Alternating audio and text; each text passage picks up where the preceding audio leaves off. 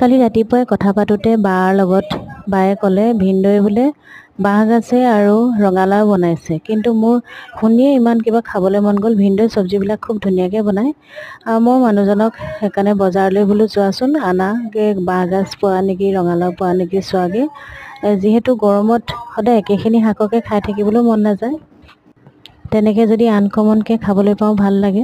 তাৰপিছতে মানুহজনক পঠিয়ালোঁ। কিন্তু এইফালে সমস্ত শাকেই পালে, কিন্তু বিচৰা শাকটোহে নাপালে। ৰঙালাও যোনকেইটা আছে সেইকেইটা বোলে বেপাৰীজনে ক'লে ইমান মিঠা নহয়, আপুনি ভাল নাপাব। তাৰপিছতে তেনেকৈ কোৱাৰ কাৰণে মানুহজনেও নানিলে। বাঁহগাজো নাছিলে। কিন্তু এদিন খাই চাব লাগিব। আপোনালোকে বাৰু খাইছেনে তেনেকৈ? খাই বোলে খুব ভাল লাগে। মই এদিন ট্ৰাই কৰি চাম বাৰু। আজি যি কি নহওক এইখিনি চব্জিকে ৰান্ধি মেলি খাব লাগিব। তিয়ঁহ খুব ধুনীয়া ধুনীয়া তিয়ঁহ আনিছে। আমাৰ এইফালে শাক পাচলিবোৰ ইমান ফ্ৰেছ পোৱা যায় জানেনে। কিন্তু আমি আজি যোৱা বছৰ আমি চেন্নাইলৈ গৈছিলোঁ। তাত আপুনি চব্জি শাক পাচলিবিলাক আপুনি কিনি আনিবহে, দামো ইমান বেছি লয়। কিন্তু মানে অকণো ভাল নহয়, আনি থ'বহে অকণমান পিছতে মানে গেলি যোৱা নিচিনাই হয়।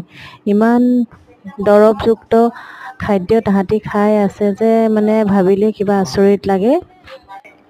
মোৰো প্ৰথমতে এনেকুৱা লাগিছিল যেন আমাৰ শাক পাচলিবিলাকত খুব মেডিচিন ব্যৱহাৰ কৰে। মেডিচিন বাৰু অকণমান দিয়েই, কিন্তু সেইবিলাক জেগাত তুলনাত আমাৰ এইফালে শাক পাচলিবিলাক তেনেই মানে মেডিচিন নিদিয়েই বুলিব পাৰি।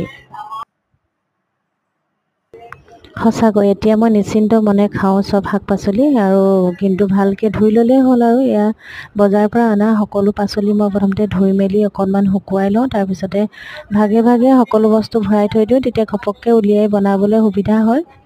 নেমু আনিবলৈ কৈছিলোঁ। নেমু আটাইখিনিতে 340 টকা হ'ল।